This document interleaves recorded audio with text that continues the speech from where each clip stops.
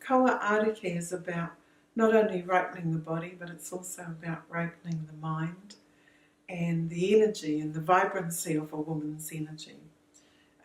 I see many women these days who are frantic and their mind reaches me before their body does. So there's ways to help calm the waters in there, calm them down and bring peace within the body using techniques like tiwawe and mahi apona, which are to bring a stillness within.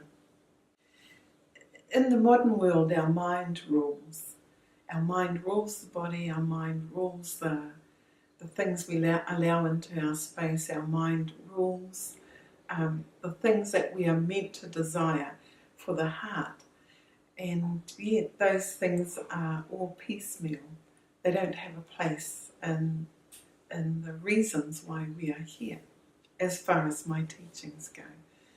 And so part of the Kawa Ariki workshop is to help or support someone find a greater possibility for themselves than some of the stations that they stop at in their journey in life.